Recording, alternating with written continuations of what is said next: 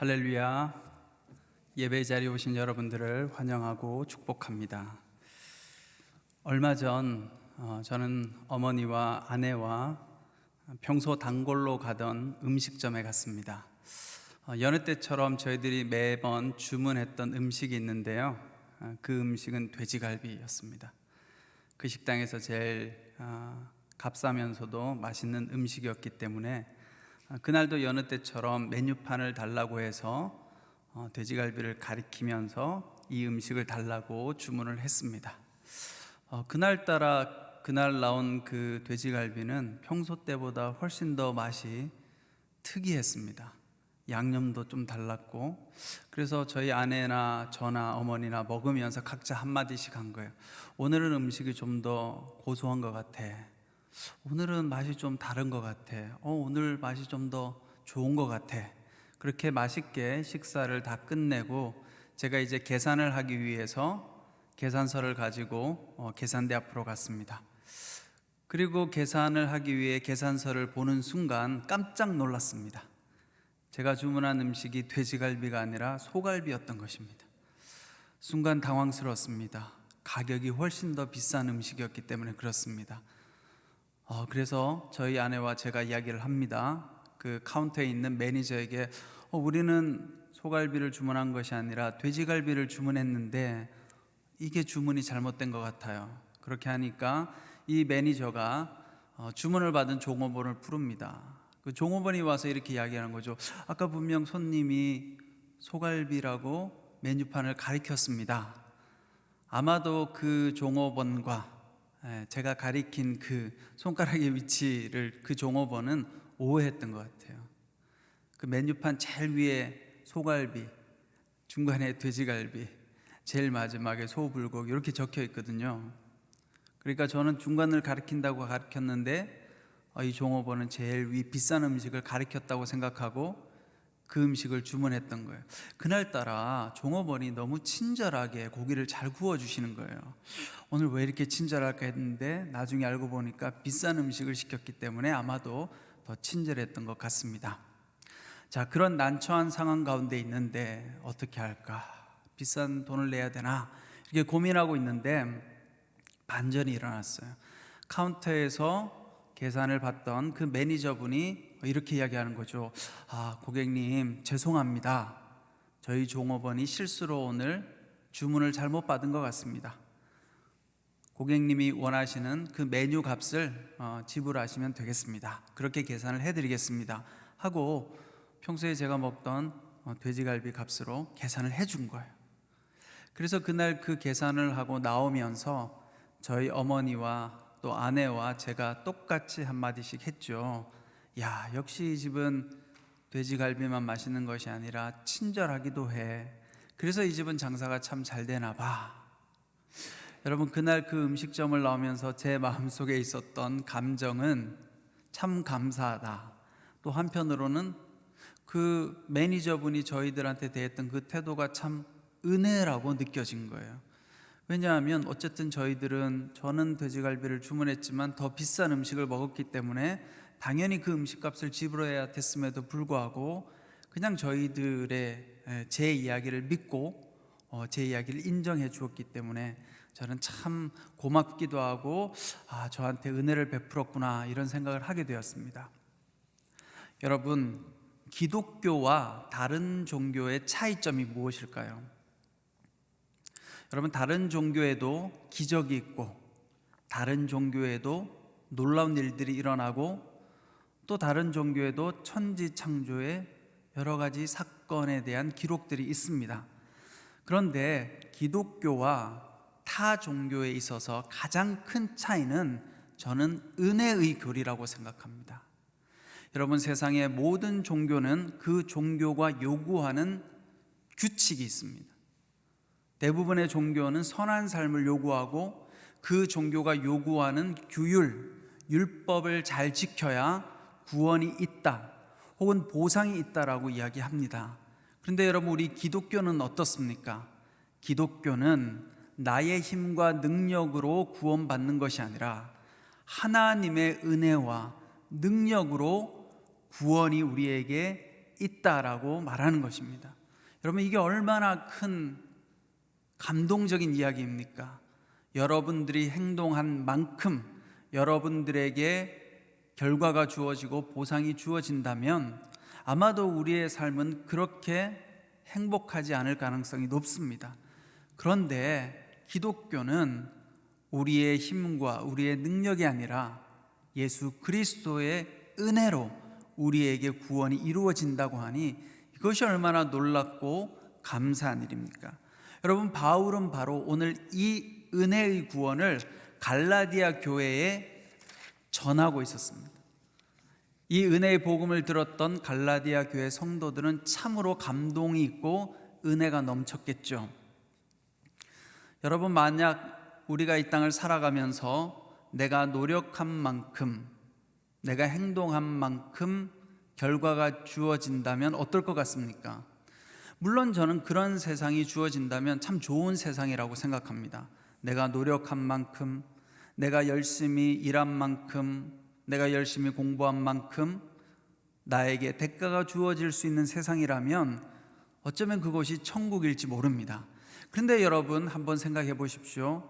우리 모두가 이 땅을 살아가면서 다 유능하거나 어떤 일에 있어서 그 일을 잘하거나 다 완벽하게 일을 처리할 수 있는 것은 아니죠.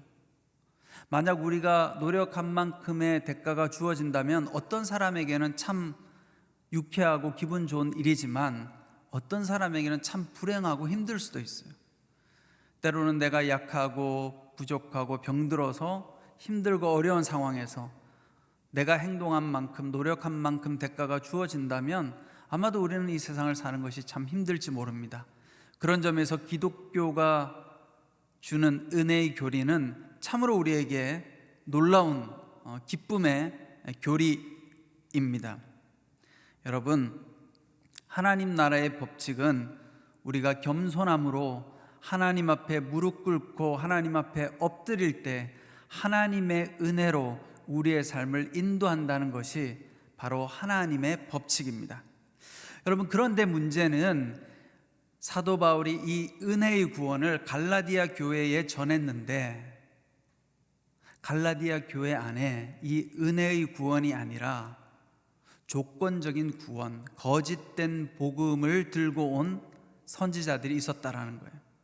그 사람들은 예수 그리스도의 십자가를 무력화시키는, 우리가 예수님의 십자가로 인하여 은혜로 구원받는다는 사실을 무력화시키고 철저하게 율법을 준수하고 또 유대교에서 강조하는 할례를 행할 때만이 하나님의 구원이 있다라는 그런 복음을 전하고 있었던 것입니다. 그런 거짓된 복음에 대하여 사도 바울은 오늘 분명하게 무엇이 진정한 복음인지를 이 갈라디아서 말씀을 통해서 오늘 제시하고 있는 것입니다. 여러분, 여러분들의 삶을 한번 돌아보십시오. 여러분들이 오늘 이 자리에 오기까지 물론 여러분들이 최선을 다하고 열심히 살아왔겠지만 여러분들의 노력으로만 이 자리에 왔습니까? 아마도 우리의 삶을 돌아보면 우리는 많은 사람들의 도움을 받고 여기까지 왔습니다. 저도 제가 제 삶을 돌아보니 먼저 부모님의 사랑을 받고 여기까지 왔죠. 여러분, 우리가 이 땅 가운데 이렇게 던져졌잖아요. 우리가 원해서 태어난 것도 아니고 그렇지만 어쨌든 우리의 부모님들이 우리를 위해서 희생하고 사랑을 베풀어 주셨죠. 우리가 성장하는 과정에서 좋은 선생님들이, 또 여러분들에게 좋은 믿음의 선생님들이 다 있었을 거예요. 교회 학교 선생님일 수도 있고 또 혹은 여러분들이 속해 있는 공동체에 여러분들에게 귀한 신앙을 전수해 준 분명히 귀한 믿음의 선배, 선생님들이 있습니다. 저도 마찬가지예요. 제가 오늘 이 자리에 서기까지 저를 위해 희생하고 헌신해 준 좋은 스승들이 있었습니다. 또 제가 저의 삶을 돌이켜보면 제가 사역을 하고 목회를 하는 과정 가운데 힘들고 어려울 때마다 저를 위해서 격려하고 기도해 주었던 많은 성도님들이 있었습니다. 여러분들도 한번 돌아보십시오. 다 그런 분들이 있을 거예요. 여러분들이 오늘 이 자리에 오기까지 여러분들을 위해 사랑과 희생의 수고를 아끼지 않는 부모님, 또 여러분들의 친구들, 또 신앙의 선배들, 또 여러분들 주변의 믿음의 동력자들이 여러분들에게 사랑을 베풀고 또 여러분들을 지원했기 때문에 오늘 이 자리에 올 수가 있었던 것입니다. 여러분, 그런 점에서 우리는 세상을 바라볼 때 나의 힘만으로 세상을 살아갈 수 있다라고 하는 교만을 내려놓을 수가 있어야 합니다. 여러분, 인간은 다른 사람의 도움을 받기도 하고 내가 누군가를 돕기도 하며 그렇게 서로 도움을 주고받고 살아가는 존재이지 나만의 힘으로, 나만의 능력으로만 살아갈 수 있는 존재가 아니라는 사실입니다.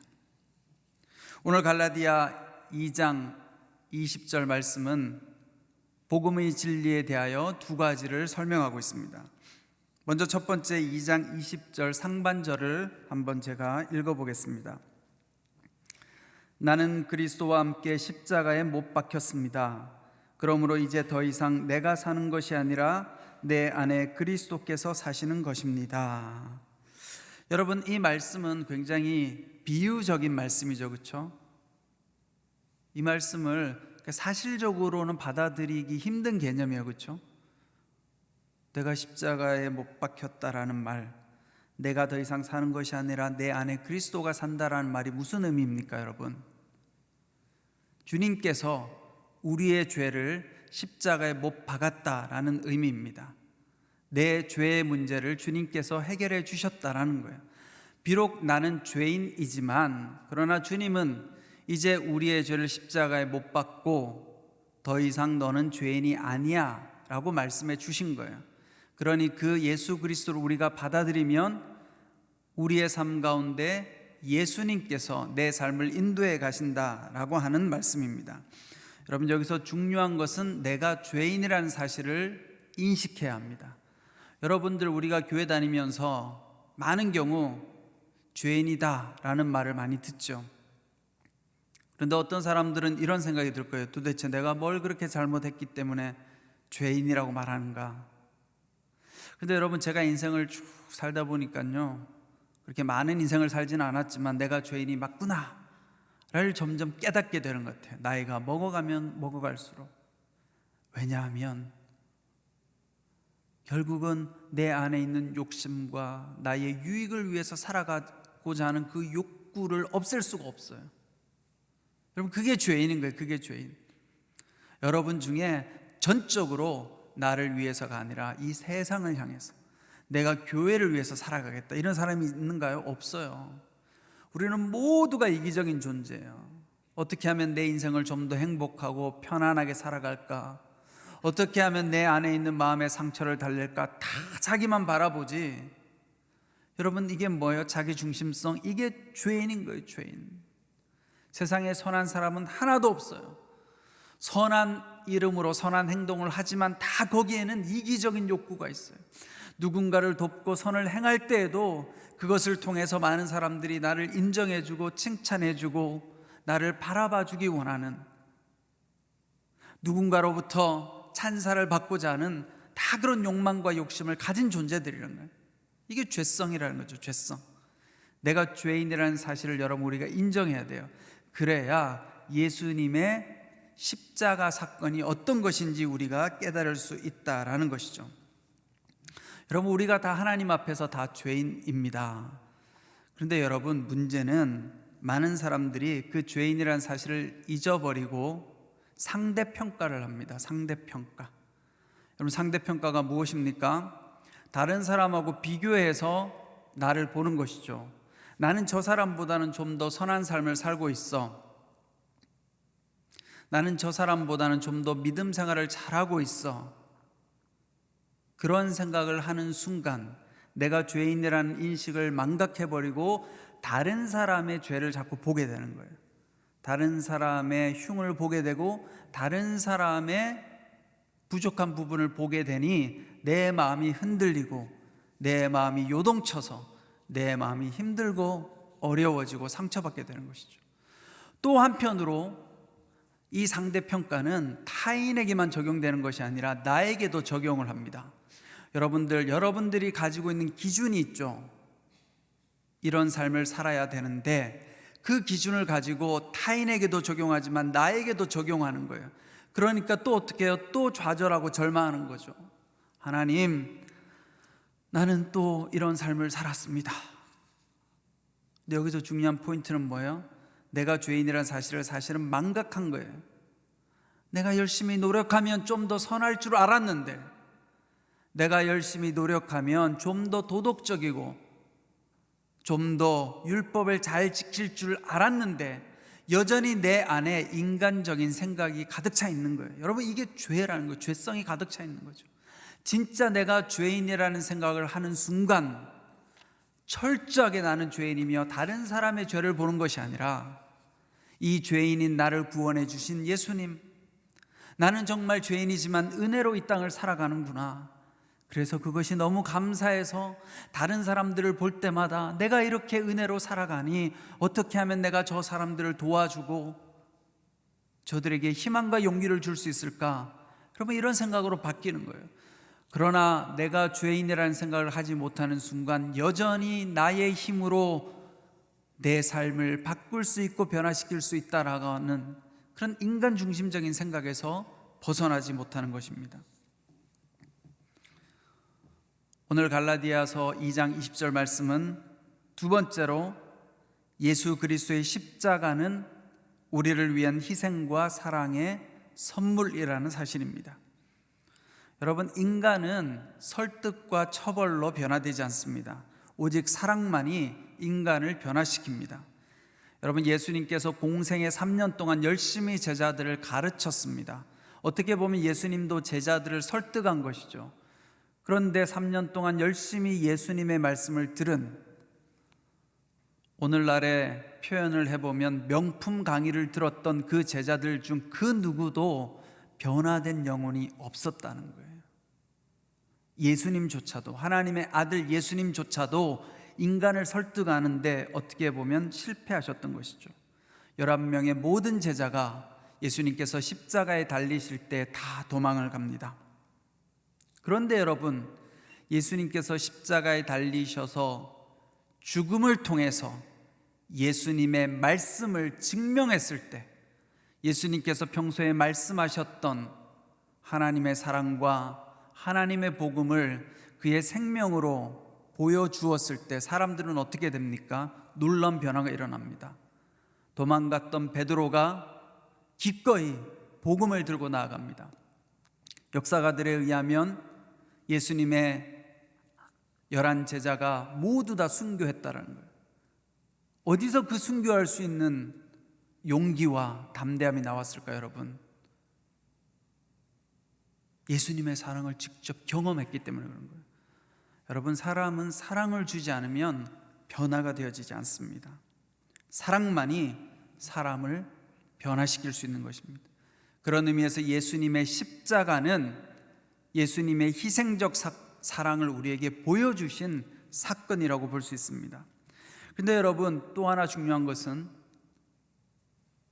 예수님께서 우리를 사랑하기 위해 십자가에 달려 돌아가셨지만, 그래서 우리는 단순하게 예수님의 사랑을 받아야만 되는 존재인가? 그렇지 않다는 거예요. 우리는 늘 사랑을 받기만을 원하죠. 그래서 당신은 사랑받기 위해 태어난 사람이라는 찬양이 믿지 않는 사람들에게도 유행이 됐잖아요. 유명해졌잖아요. 다 그 찬양을 좋아해요. 당신은 사랑받기 위해 태어난 사람 부르면 싫어하는 사람이 아무도 없죠. 그런데 여러분, 자세히 한번 생각해 보십시오. 사랑을 받기 위해서만 태어났을까요, 우리가? 사랑을 받으려면 사랑을 주는 사람이 있어야 되잖아요. 근데 우리는 다 받으려고만 합니다.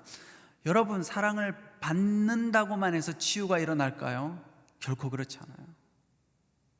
내가 사랑이 부족해서, 사랑이 결핍되어져서 내가 힘들고 상처가 많아. 여러분, 그렇지 않아요. 내 상처를 치유할 수 있는 더 좋은 방법은 사랑을 받는 것이 아니라 사랑을 주는 것입니다. 여러분, 사랑할 힘이 없어도 사랑을 주다 보면 사랑이 샘솟기 시작해요. 그것이 바로 하나님의 능력입니다. 나는 사랑할 힘이 없지만 내가 사랑하면 하나님께서 나에게 사랑할 능력을 주세요. 그러면 사랑을 하다 보면 내 안에 사랑이 생기고, 사랑이 생기다 보면 내 안에 치유가 일어나게 되어져 있습니다.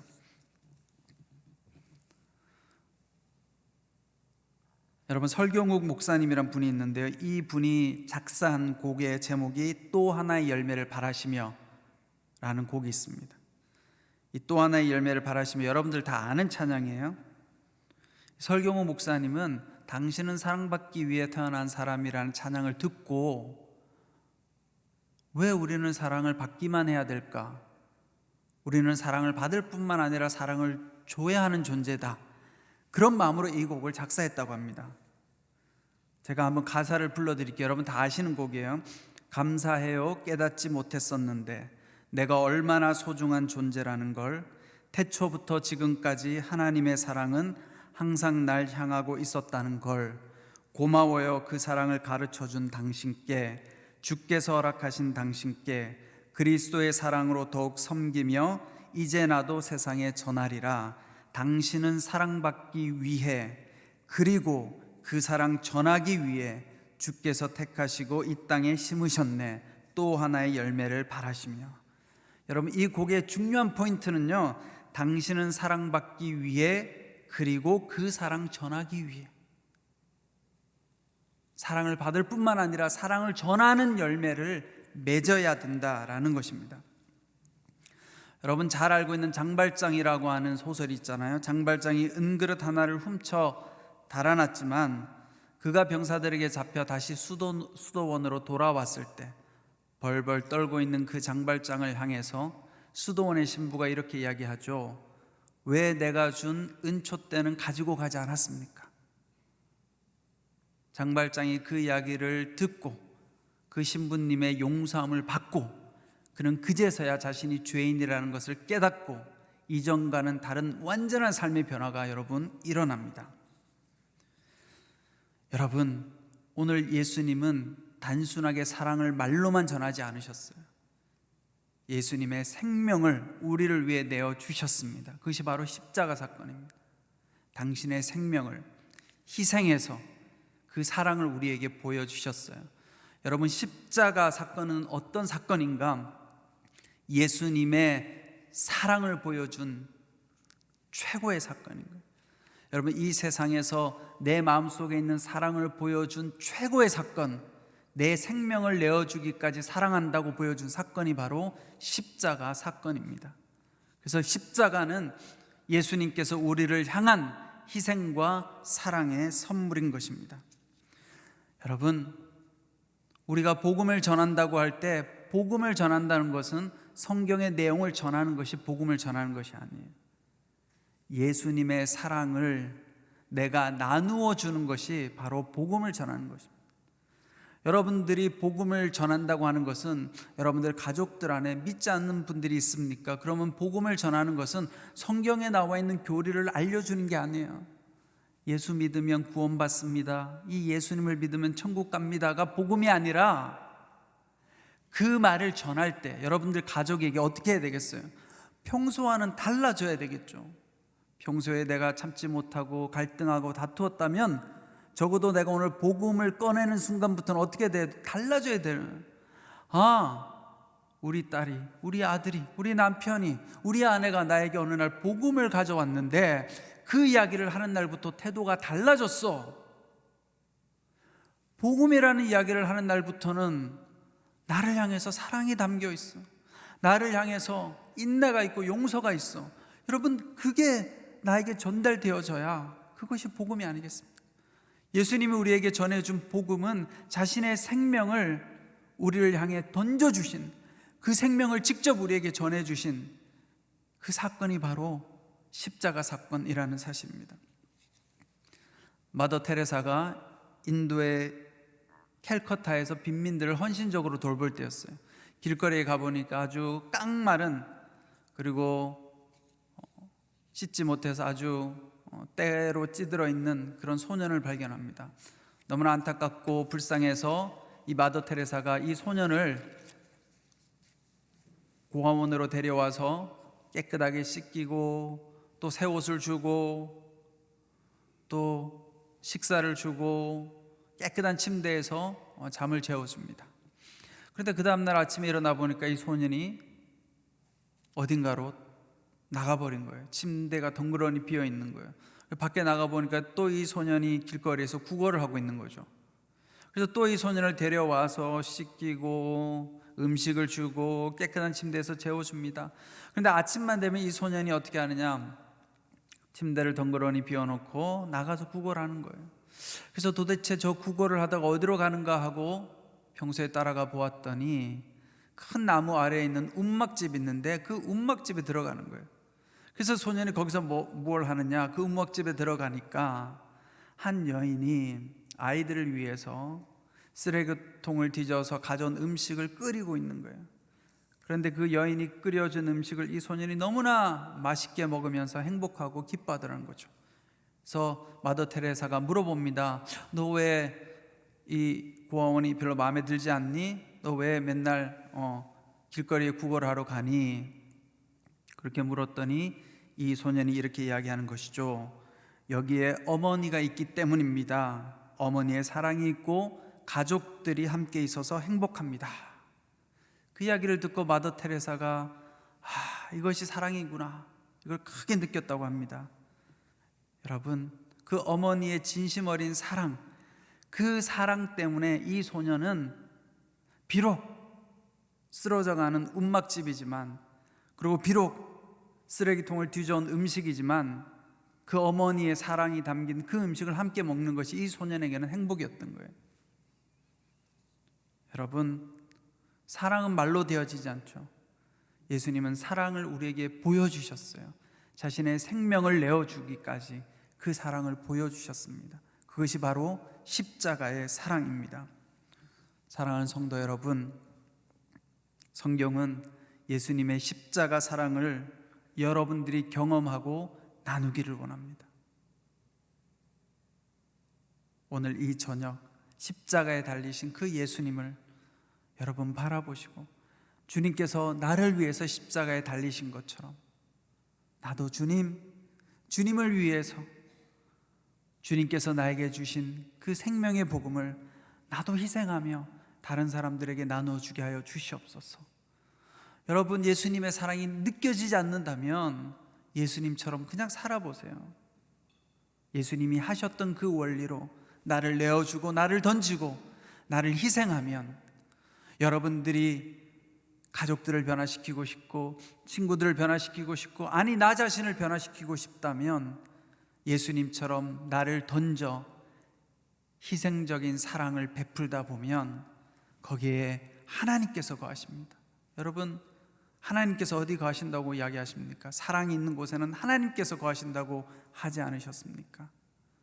이 저녁 다시 한번 예수님의 십자가 사건을 묵상하며 주님, 나도 주님을 따라서 그 사랑을 나누며 전하며 살아가도록 하겠습니다. 주님, 나에게 그런 사랑을 허락하여 주시옵소서.